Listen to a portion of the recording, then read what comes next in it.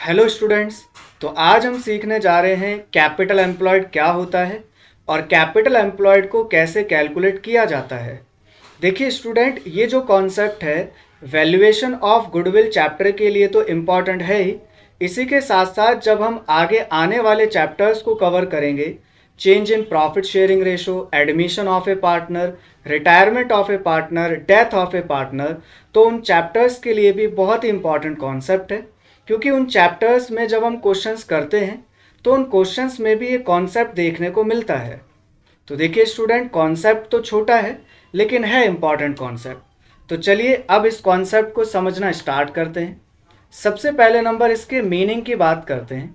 तो देखिए एक छोटा सा एग्जाम्पल ले लेते हैं। देखिए सबसे पहली बात, कोई भी एक बिजनेसमैन मान लेते हैं, ये एक बिजनेसमैन राम और इसका ये है एक बिजनेस, और मिस्टर राम बिजनेस करते हैं क्लोथ का, और मिस्टर राम ने अपने बिजनेस में कुछ पैसा इन्वेस्ट करा। मान लेता हूं कि मिस्टर राम ने अपने बिजनेस में 1 लाख रुपीस इन्वेस्ट करे हैं। तो स्टूडेंट, जब भी एक ऑनर अपने बिजनेस में कुछ पैसा इन्वेस्ट करता है तो इसी पैसे को क्या नाम दिया जाता है? कैपिटल एम्प्लॉयड का नाम दिया जाता है। और इसी को दूसरे शब्दों में भी कहा जाता है कैपिटल इन्वेस्टेड। इसी को हम क्या भी कहते हैं? कैपिटल इन्वेस्टेड भी कहते हैं, और इसी को कैपिटल एम्प्लॉयड भी कहते हैं। आपको याद भी आ गया होगा, आपने क्लास 11th में भी ये टॉपिक समझा हुआ है। तो कैपिटल एम्प्लॉयड का मीनिंग तो बहुत ही सिंपल है, ऑनर जब भी अपने बिजनेस में पैसा इन्वेस्ट करेगा उसी को हम कैपिटल एम्प्लॉयड कहते हैं। अब दूसरा क्वेश्चन आता है और जो बहुत ही इंपॉर्टेंट है आज की क्लास के लिए, कैपिटल एम्प्लॉयड को कैलकुलेट कैसे किया जाता है। तो चलिए समझते हैं। देखिए स्टूडेंट, कैपिटल एम्प्लॉयड को निकालने के लिए हमारे पास दो टेक्निक है। कैपिटल एम्प्लॉयड को निकालने के लिए हमारे पास दो अप्रोचेस कह लो, या हमारे पास दो टेक्निक्स हैं। और ये कौन सी टेक्निक्स है? सबसे पहली अप्रोच है एसेट अप्रोच, और दूसरी अप्रोच है लायबिलिटीज अप्रोच। यानी कि हम कैपिटल एम्प्लॉयड तक कैसे कैसे पहुंच सकते हैं? हम पहुंच सकते हैं एसेट के जरिए और पहुंच सकते हैं लायबिलिटीज़ के जरिए। ये दो वे कह लो आप, दो रास्ते हैं हमारे पास, और हम इन दोनों रास्तों का इस्तेमाल करके कैपिटल एम्प्लॉयड तक पहुंच सकते हैं। तो पहले नंबर हम पहली अप्रोच को इस्तेमाल करते हैं कि एसेट अप्रोच से हम कैपिटल एम्प्लॉयड तक कैसे पहुंचते हैं। तो समझना शुरू करते हैं। देखिए, हमने क्लास 11th में स्टूडेंट एक बात समझी थी, एक चैप्टर हमने कवर करा था अकाउंटिंग इक्वेशन, और आपने वहाँ पे अकाउंटिंग इक्वेशन बनाई थी। क्या बनाई थी अकाउंटिंग इक्वेशन? आपको याद होगा, टोटल एसेट्स बराबर capital plus liability. Total asset बराबर कैपिटल प्लस लायबिलिटी, या फिर आप इसको आउटसाइड लायबिलिटी लिया करते थे, क्योंकि इंटरनल लायबिलिटी तो कैपिटल होती है। तो इसी से हम कैपिटल को निकाल सकते हैं। कैसे निकाल सकते हैं? बहुत सिंपल है। कैपिटल को आप एक तरफ करोगे और टोटल एसेट्स में से आप क्या माइनस कर देंगे? Outside liabilities. Very good, outside liabilities को माइनस कर दिया जाएगा। करेक्ट है। अब देखिए, बहुत ही सिंपल है कैपिटल निकालना, लेकिन सिर्फ इतना ही नहीं है। इसमें कैपिटल एम्प्लॉयड के अंदर ये जो टोटल एसेट है ना, इस टोटल एसेट में से हम कुछ माइनस भी करते हैं, कुछ आइटम्स को माइनस करना इंपॉर्टेंट है। और वो कौन सा आइटम्स है जरा समझना। सबसे पहले आइटम का नाम है गुडविल, और ये कौन सी गुडविल? ये गुडविल है एग्जिस्टिंग गुडविल। एग्जिस्टिंग मतलब क्या? ओल्ड गुडविल, पुरानी गुडविल, जो कि हमें बैलेंस शीट में देखने को मिलती है। सेकंड आइटम होगा फिक्टिशियस एसेट का। फिक्टिशियस एसेट का अभी मैं बात करूंगा थोड़ी देर में इसके क्या है। और थर्ड आइटम हमें देखने को मिलेगा non trade investment. Non trade investment. तो देखिए स्टूडेंट, ये जो तीन आइटम्स मैंने लिखे हैं यहाँ पे, पहला गुडविल है, दूसरा फिक्टिशियस एसेट है, और तीसरा नॉन ट्रेड इन्वेस्टमेंट है। इन तीनों आइटम्स को हमें क्या करना होता है? माइनस करना होता है, अगर हमें क्वेश्चंस में दिया होता है। अब देखिए ऐसा क्यों होता है। देखिए सबसे पहली बात, जो हम कैपिटल एम्प्लॉयड निकाल रहे हैं, ये किसके लिए निकाल रहे हैं? गुडविल के लिए ही तो निकाल रहे हैं। और अगर गुडविल हमें पुरानी दे रखी है तो इसका क्या काम, इसको तो हमें माइनस ही करना पड़ेगा, क्योंकि अब हम जो गुडविल निकालने जा रहे हैं वो कौन सी गुडविल निकाल रहे हैं, फ्रेश गुडविल निकाल रहे हैं, एक न्यू गुडविल की कैलकुलेशन कर रहे हैं। इसलिए इस गुडविल को क्या कर दिया जाता है स्टूडेंट, माइनस कर दिया जाता है। तो पहला पॉइंट क्लियर। सेकंड पॉइंट आता है फिक्टिशियस एसेट। आपको याद होगा गुडविल के पहले ही लेक्चर में हमने बात समझी थी कि फिक्टिशियस एसेट क्या होती है, काल्पनिक संपत्ति। पूरा डिटेल में हमने पहले लेक्चर में कवर करा था। उस एसेट को भी हम कैपिटल का पार्ट नहीं मानते हैं, उस एसेट को भी माइनस कर दिया जाता है।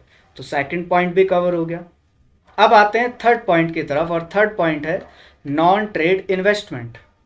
देखिए स्टूडेंट, इसको थोड़ा डिटेल में समझेंगे क्योंकि अभी तक हमने इसको कवर नहीं करा है। इसको मैं एक कॉन्सेप्ट के साथ कवर करता हूँ, ट्रेड इन्वेस्टमेंट और एक होती है non trade investment. Non trade investment को कैपिटल एम्प्लॉयड में से माइनस करा गया है। समझते हैं क्यों करा गया है और इसका मतलब क्या होता है, पहले ये कवर कर लेते हैं। तो आइए चलते हैं इस कॉन्सेप्ट की तरफ।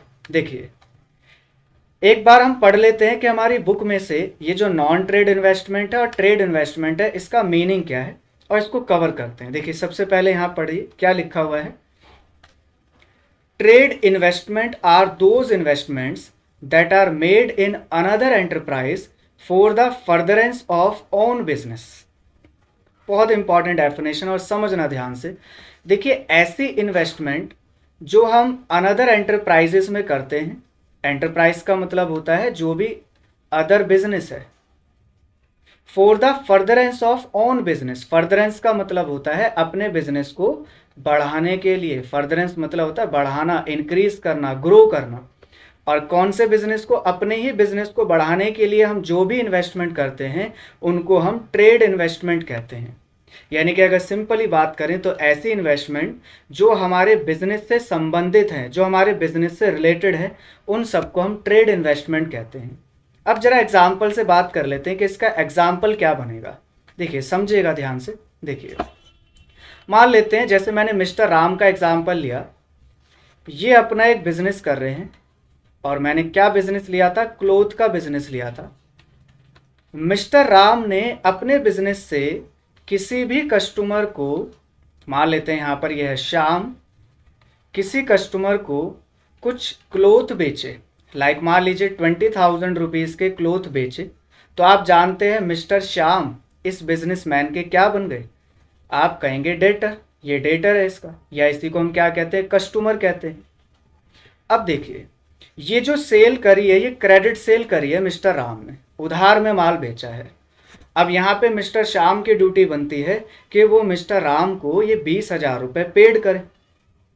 अब मिस्टर राम और मिस्टर श्याम इन दोनों के बीच में एक एग्रीमेंट होता है। जरा ध्यान से समझिएगा क्या एग्रीमेंट होता है। मिस्टर श्याम मिस्टर राम को कहते हैं कि मैं आपको इन कैश या इन चेक इसमें पेमेंट ना करके मैं आपको अपनी कंपनी के, मान लेते हैं इसकी एक कंपनी है या एक बिजनेस है, कोई सा भी बिजनेस इसका या एक कंपनी है। तो मिस्टर श्याम कह रहे हैं कि मैं आपको कैश में या चेक में पेमेंट ना करके मैं आपको अपनी कंपनी के शेयर्स दे देता हूँ, मैं अपनी कंपनी के आपको शेयर्स सेंड कर देता हूँ। आपने क्लास 11th में पढ़ा है बिजनेस के अंदर शेयर्स बेच दिए जाते हैं, शेयर्स परचेज किए जाते हैं। तो देखिए स्टूडेंट, मिस्टर श्याम की कंपनी ने क्या करा, 20,000 रुपये कैश या चेक में पेमेंट ना करके अपनी कंपनी के शेयर्स दे दिए। इसका मतलब क्या हुआ कि मिस्टर राम किसी दूसरे एंटरप्राइजेस में इन्वेस्टमेंट कर रहे हैं और इस इन्वेस्टमेंट को क्या कहते हैं, इन्वेस्टमेंट इन शेयर्स। लेकिन ये जो इन्वेस्टमेंट है स्टूडेंट, इसको जरा ध्यान से समझना, ये इन्वेस्टमेंट कैसी है, अपनी ट्रेड से रिलेटेड इन्वेस्टमेंट है। अपने गुड्स को बेचा, अपने बिजनेस को ही बढ़ाया और उसके लिए दूसरी कंपनी के अंदर में शेयर्स को परचेज कर लिया। तो मिस्टर राम के लिए जो इन्वेस्टमेंट है, मिस्टर राम के लिए जो इन्वेस्टमेंट है, ये इन्वेस्टमेंट कैसी है, ट्रेड इन्वेस्टमेंट है। तो बात समझ में आ रही है। ये एक एग्जाम्पल, पहला एग्जाम्पल। चलिए दूसरे एग्जाम्पल की भी बात कर लेते हैं। देखिए मान लेते हैं मिस्टर राम जो ये क्लोथ का बिजनेस करते हैं, अपने बिजनेस के लिए, अपने क्लोथ के बिजनेस के लिए कुछ ही रॉ मटेरियल परचेज करते हैं। ये कुछ रॉ मटेरियल परचेज करते हैं। तो रॉ मटेरियल में भी जो इन्होंने इन्वेस्टमेंट करी, लाइक मान लेते हैं ₹50,000 इन्होंने इसमें लगाए, तो अपने ही बिजनेस को फर्दरेंस ग्रो करने के लिए इन्होंने रॉ मटेरियल परचेज करा ताकि अपना बिजनेस बढ़ा सके। तो अपने ही व्यापार से संबंधित इनकी क्या है, ये इन्वेस्टमेंट है। इसलिए ऐसी इन्वेस्टमेंट भी क्या है, ट्रेड इन्वेस्टमेंट है। तो देखिए ये कवर हो गया हमारा ट्रेड इन्वेस्टमेंट का पार्ट। तो ट्रेड इन्वेस्टमेंट तो हमें क्लियर हो गया है। इसके बाद अगर हम बात करें तो ट्रेड इन्वेस्टमेंट के अलावा ये जो नॉन ट्रेड इन्वेस्टमेंट है ये क्या होती है, तो समझना शुरू करते हैं। देखिए ऐसी इन्वेस्टमेंट्स जो रेवेन्यू अर्न करने के पर्पज से इन्वेस्ट की जाती हैं and not for the purpose of furtherance of own business. Important point क्या है, ऐसी इन्वेस्टमेंट जो सरप्लस फंड में से की जाती हैं और किस लिए की जाती हैं, रेवेन्यूज कमाने के लिए, अपने एक्स्ट्रा प्रॉफिट्स कमाने के लिए, अपने बिजनेस को बढ़ाने के लिए नहीं, क्योंकि वो तो ट्रेड इन्वेस्टमेंट का पार्ट हो जाएगा। तो ऐसी इन्वेस्टमेंट क्या होती होंगी, आप जानते होंगे स्टूडेंट। जैसे मैं आपको एग्जाम्पल देता हूँ, जैसे एग्जाम्पल से समझ लेते हैं। मान लेते हैं अब यहाँ पर ये जो मिस्टर राम का बिजनेस है, मिस्टर राम अपने बिजनेस के अलावा किसी दूसरी कंपनी के शेयर्स परचेज कर लेते हैं। और अब ये जो शेयर्स परचेज करें हैं अपने गुड्स को सोल्ड करके नहीं करें, एक्स्ट्रा शेयर्स परचेज करें किसी कंपनी के। और शेयर्स परचेज करने पे आपको पता है कि जितना कंपनी को ज़्यादा बेनिफिट होता है उतना ही डिविडेंड उसको कलेक्ट होता है। तो ये शेयर्स इन्वेस्टमेंट किस लिए कर रहे हैं मिस्टर राम, अपने एक्स्ट्रा प्रॉफिट्स अर्न करने के लिए। तो ये ऐसी इन्वेस्टमेंट क्या कहलाती है, नॉन ट्रेड इन्वेस्टमेंट, जो इनके व्यापार से संबंधित नहीं है।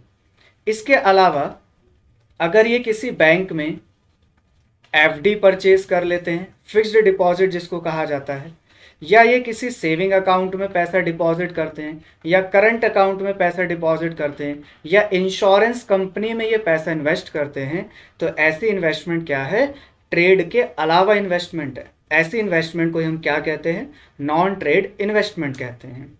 तो यहाँ तक बातें हो गई हमारी क्लियर। तो अब स्टूडेंट आप समझ रहे होंगे कि नॉन ट्रेड इन्वेस्टमेंट को गुडविल कैलकुलेशन के लिए क्यों माइनस करा गया है, क्योंकि नॉन ट्रेड इन्वेस्टमेंट से तो हमारी कैपिटल पर कोई भी इम्पैक्ट नहीं पड़ता है, लेकिन जब हम ट्रेड इन्वेस्टमेंट करते हैं तो उससे हमारी कैपिटल इफेक्ट करती है, उस पर इम्पैक्ट पड़ता है। इसलिए हम ट्रेड इन्वेस्टमेंट को तो इंक्लूड करके चलते हैं, लेकिन कैपिटल एम्प्लॉयड जब कैलकुलेट करते हैं तो नॉन ट्रेड इन्वेस्टमेंट को इसीलिए हटा दिया जाता है, इसलिए माइनस कर देते हैं। ठीक है, तो चलिए इतनी बातें तो हमें सारी क्लियर हो गई हैं। अब इसके बाद ये जो मैंने आपको फॉर्मूला लिखवाया है, ये फॉर्मूला इंपॉर्टेंट है कि कैपिटल हम इस तरीके से निकालेंगे, total assets minus outside liability. लेकिन इसी के साथ आप ध्यान रखना स्टूडेंट्स, ये जो माइनस वाले पॉइंट्स हैं इसको टोटल एसेट में कंसीडर नहीं किया जाएगा, इन सबको हम माइनस करके चलेंगे। ये गुडविल, ये ओल्ड गुडविल है जो कि आपको बैलेंस शीट में देखने को मिल जाएगी, एग्जिस्टिंग गुडविल है जो ऑलरेडी अपीयर होती है, इसको हम माइनस कर देंगे। फिक्टिशियस एसेट को माइनस करेंगे सेकंड, और इसके बाद नॉन ट्रेड इन्वेस्टमेंट, इसको हमने समझ लिया और इसको भी हम माइनस कर देंगे। चलिए इसके बाद बात कर लेते हैं जो हमारा लायबिलिटी अप्रोच है, लायबिलिटी अप्रोच को भी समझ लेते हैं। देखिए सबसे पहले हेडिंग डालिए लायबिलिटी अप्रोच। देखिए लायबिलिटी अप्रोच जो है वो बैलेंस शीट के जो लेफ्ट हैंड साइड है उसको कवर करती है। यानी लायबिलिटी में हम बात करें तो जो ऑनर बिजनेस में पैसा इन्वेस्ट कर रहा है वही तो कैपिटल एम्प्लॉयड है, अभी हमने समझा। तो कैपिटल एम्प्लॉयड में कौन कौन से आइटम्स कवर किए जाएंगे, चलिए इसको नोट कर लेते हैं। सबसे पहले नंबर, जो भी ऑनर बिजनेस में कैपिटल इन्वेस्ट कर रहे हैं, यानी कि कैपिटल ऑफ पार्टनर्स, पार्टनरशिप के अंदर पार्टनर ओनर है और पार्टनर कैपिटल इन्वेस्ट करेंगे। तो पार्टनर की जो कैपिटल है, सारे पार्टनर्स की कैपिटल, ऑल पार्टनर्स कैपिटल, सबसे पहले नंबर आप ऐड करेंगे सारी, प्लस सेकंड रिजर्व्स, सेकंड आप लेंगे रिजर्व्स एंड सरप्लस। इसको क्यों ऐड करा गया है, क्योंकि रिजर्व एंड सरप्लस भी तो पार्टनर्स का ही पैसा होता है, तो ये भी ऑनर का ही पैसा है, तो ये भी कैपिटल एम्प्लॉयड में ही ऐड होना चाहिए, इसलिए इसको ऐड कर देते हैं।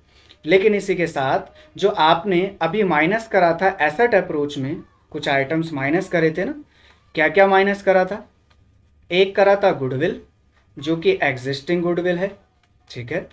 सेकंड आपने माइनस करा था फिक्टिशियस एसेट, फिक्टिशियस एसेट। और थर्ड आपने माइनस करा non trade investment, non trade investment. इन तीनों आइटम्स को भी स्टूडेंट हम लायबिलिटी अप्रोच जब फॉलो करेंगे तो कैपिटल एम्प्लॉयड में से माइनस कर देंगे, और इसके पीछे का रीज़न बिल्कुल वही सेम है जो मैंने अभी आपसे डिस्कस करा है एसेट अप्रोच को लेकर के, ठीक है। तो यहाँ तक की बातें हमें क्लियर हो गई। ये फॉर्मूलाज बड़े इंपॉर्टेंट है कैपिटल एम्प्लॉयड निकालने के लिए, आप इसको नोट कर लीजिए। अब बात कर लेते हैं हम जो हमने समझा है इसके न्यूमेरिकल क्वेश्चंस करके देख लेते हैं। न्यूमेरिकली क्वेश्चन करेंगे तो कैपिटल एम्प्लॉयड और अच्छे ढंग से हमें समझ में आएगा कि कैलकुलेट कैसे करना है। तो चलिए अब इसकी बात कर लेते हैं न्यूमेरिकल क्वेश्चंस की। तो देखिए मैंने इसके लिए 2 क्वेश्चंस लिए हैं आपकी टीएस ग्रेवाल वाली बुक में से। तो चलिए पढ़ते हैं आज का क्वेश्चन नंबर 1। देखिए क्या लिखा हुआ है, calculate capital employed by the above 2 approaches with the help of the following balance sheet. तो बैलेंस शीट हमें गिवन है और 2 अप्रोच जो अभी हमने सीखी है उससे हमें कैपिटल एम्प्लॉयड कैलकुलेट करना है। एक बार पढ़ लेते हैं जरा क्या क्या है। देखिए लायबिलिटी साइड में क्या क्या कर्जे हैं इनके। अमन की कैपिटल है, भास्कर की कैपिटल है, जनरल रिजर्व दे रखा है, सन्ड्री क्रेडिटर्स दे रखा है, आउटस्टैंडिंग एक्सपेंस दे रखे हैं, और एसेट में क्या गिवन है, लैंड एंड बिल्डिंग है, गुडविल है, इन्वेस्टमेंट। देखिए जरा स्टूडेंट यहाँ पे नोट करिएगा, इन्वेस्टमेंट कौन सी है, ट्रेड इन्वेस्टमेंट है, यहाँ पे साफ साफ लिखा हुआ है। अच्छा एक बात मैं आपको बताना भूल गया, एक बात जरा नोट कर लीजिएगा। अगर क्वेश्चन हमें इन्वेस्टमेंट के बारे में, अगर क्वेश्चन हमें इन्वेस्टमेंट के बारे में ये नहीं बताता कि इन्वेस्टमेंट ट्रेड नेचर की है या नॉन ट्रेड नेचर की है, तो हमारी एजम्पशन रहती है कि हम उसको नॉन ट्रेड इन्वेस्टमेंट लेकर के चलते हैं, क्योंकि अगर वो ट्रेडिंग इन्वेस्टमेंट है तो क्वेश्चन तो हमें स्पेसिफाई कर ही देगा ना। लेकिन अगर वो इन्वेस्टमेंट के बारे में कुछ बता ही नहीं रहा क्वेश्चन, तो हम कौन सी लेकर के चलते हैं, नॉन ट्रेड इन्वेस्टमेंट लेके चलते हैं। ये पॉइंट ज़रा आप नोट कर लीजिएगा, मैं मिस कर गया यहाँ पे ऊपर, आप इसको नोट करिएगा, ठीक है। चलिए फिलहाल यहाँ पे तो क्वेश्चन ने हमें बता ही दिया है कि इन्वेस्टमेंट कौन सी है, ट्रेड इन्वेस्टमेंट है। तो बताइए ट्रेड इन्वेस्टमेंट को हम क्या एक्सक्लूड करेंगे? आपका आंसर होगा बिल्कुल नहीं, ट्रेड इन्वेस्टमेंट को तो हम इंक्लूड करके ही चलते हैं, ठीक है। स्टॉक हमें गिवन है, सन्ड्री डेटर्स हमें दे रखा है, कैश एट बैंक दे रखा है, और डेफर्ड रेवेन्यू एक्सपेंडिचर्स दे रखे हैं जिसमें लिखा है एडवर्टीजमेंट सस्पेंस 10,000 रुपये। आप बताइए स्टूडेंट, आपको याद आ गया होगा कि एडवर्टीजमेंट सस्पेंस क्या होता है, फिक्टिशियस एसेट होती है। वेरी गुड, इसको तो हमने डिटेल में समझा था। तो फिक्टिशियस एसेट को हमें माइनस करना पड़ेगा, अभी हमने समझा। तो चलिए क्वेश्चन तो हमें पूरी तरीके से क्लियर हो गया है। अब जरा एसेट अप्रोच और लायबिलिटी अप्रोच दोनों का इस्तेमाल करके चेक कर लेते हैं क्या दोनों से कैपिटल एम्प्लॉयड सेम आएगा या नहीं आएगा। दोनों से सेम ही आना चाहिए, बस मेथड ही तो अलग है। तो चलिए देखते हैं। सबसे पहले नंबर आप क्या देखेंगे, एसेट अप्रोच। तो सॉल्यूशन में जरा स्टार्ट करते हैं, सॉल्यूशन है। सबसे पहले एसेट अप्रोच देखते हैं। ये देखिए आप क्या लिखेंगे कैपिटल एम्प्लॉयड निकालने के लिए, कैपिटल एम्प्लॉयड बराबर total assets minus outside liabilities, ठीक है। टोटल एसेट्स कितनी है, हमें साफ साफ क्वेश्चन में पता चल रहा है 3,90,000 की है।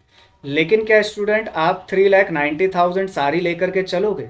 आप कहोगे नहीं, हमें इसमें से क्या क्या माइनस करना पड़ेगा, एक गुडविल माइनस करना पड़ेगा, क्योंकि ये गुडविल कौन सी है, एग्जिस्टिंग गुडविल है। Very good. इसी के साथ जो एडवर्टीजमेंट सस्पेंस है यानी कि फिक्टिशियस एसेट, इसको भी माइनस करना पड़ेगा। इन्वेस्टमेंट माइनस नहीं करेंगे, तो इन दोनों आइटम्स को माइनस कर लेते हैं। चलिए सबसे पहले नंबर आप माइनस करेंगे 30,000 जो कि गुडविल का है, और इसमें माइनस करेंगे 10,000 जो कि फिक्टिशियस एसेट का है। इसी के बाद आउटसाइड लायबिलिटीज माइनस करेंगे। आउटसाइड लायबिलिटीज क्या है, क्या कैपिटल आउटसाइड लाइबिलिटी है? नहीं, ये तो इंटरनल लाइबिलिटी है, ऑनर्स के द्वारा लगाया गया पैसा है। जनरल रिजर्व, क्या ये आउटसाइड लाइबिलिटी है? नहीं, ये तो प्रॉफिट में से ही कुछ बचत है जिसको हम जनरल रिजर्व कहते हैं, तो ये भी इंटरनल लाइबिलिटी है। लेकिन सन्ड्री क्रेडिटर्स क्या है? बाहर से लिया गया उधार, जिसको हम कहते हैं आउटसाइड लाइबिलिटी, तो ये आउटसाइड लाइबिलिटी है। आउटस्टैंडिंग एक्सपेंस, कुछ खर्चे हैं जिनको हमें पे करना था लेकिन अभी हमने पे नहीं करा है, उसी को हम क्या कहते हैं? आउटस्टैंडिंग एक्सपेंस कहते हैं, तो ये भी हमारी क्या है? आउटसाइड लाइबिलिटी है। तो ये दोनों हमारी आउटसाइड लाइबिलिटी है, यानी 90,000 और 10,000 दोनों को आप प्लस करके माइनस कर देंगे, ये दोनों हमारी आउटसाइड लाइबिलिटी है। तो 1 लाख माइनस होना चाहिए। सबसे पहले नंबर क्या लिख लें? टोटल एसेट को लिख लेते हैं ठीक से। टोटल एसेट जरा कैलकुलेट करें तो कितनी आएगी, देखिए आप प्रॉपर तरीके से यहाँ लिखना, 390 और 40, 3,50,000 आएगा, और इसमें हम माइनस करेंगे 1 लाख, तो हमारा कैपिटल एम्प्लॉयड निकल के आ जाएगा स्टूडेंट 2,50,000। ये 2,50,000 का हो गया हमारा कैपिटल एम्प्लॉयड। तो यहाँ तक की बात क्लियर। अब चेक कर लेते हैं कि लायबिलिटी अप्रोच से भी क्या यही बनेगा, इसको भी चेक कर लेते हैं। देखिए लायबिलिटी अप्रोच बहुत ही आसान है। देखिए थोड़ा सा मैं इधर से हटाता हूँ, रब करता हूँ, ये देखिए लायबिलिटी अप्रोच में अभी हमने सीखा कि हम क्या क्या कवर करेंगे। पार्टनर्स की कैपिटल, ऑनर्स की कैपिटल 1 लाख और 1 लाख यानी 2 लाख रुपीस। जनरल रिजर्व ये भी ऑनर का होता है 90,000, इन दोनों को कवर करेंगे। यानी कि अगर मैं बात करूं तो 2,90,000 का तो ये हो गया। इसी में आपने सीखा कि अगर एग्जिस्टिंग गुडविल है तो आप माइनस करोगे, तो 30,000 को माइनस कर दोगे, करेक्ट। और अगर फिक्टिशियस असेट है तो इसको भी माइनस कर दोगे। तो देखो माइनस करने पे आपको क्या मिलेगा, 2,50,000 आ जाएगा। तो देखो लायबिलिटी अप्रोच से भी हमारा कैपिटल एम्प्लॉयड क्या आया, बिल्कुल सेम आया है। आप इसको लिख करके कर ही लेंगे, आप इसको लिख करके आराम से इसको कर लेंगे, जैसे मैंने अभी फॉर्मेट में आपको लिखवाया भी था। तो दोनों अप्रोच हमारी कवर हो गई, दोनों अप्रोच से हमारा सॉल्व हो गया। अब चलते हैं क्वेश्चन नंबर 2 की तरफ, और क्वेश्चन नंबर 2 में कुछ नया है, देखते हैं आज का क्वेश्चन नंबर 2। चलिए स्टार्ट करते हैं। Calculate capital employed by liability side approach and asset side approach from the following balance sheet. चलिए देखिए, अमृत और सुधीर दोनों की कैपिटल दे रखी है, जनरल रिजर्व बता रखा है, सन्ड्री क्रेडिटर्स हैं, आउटस्टैंडिंग एक्सपेंस भी दे रखे हैं, लैंड एंड बिल्डिंग है, गुडविल है।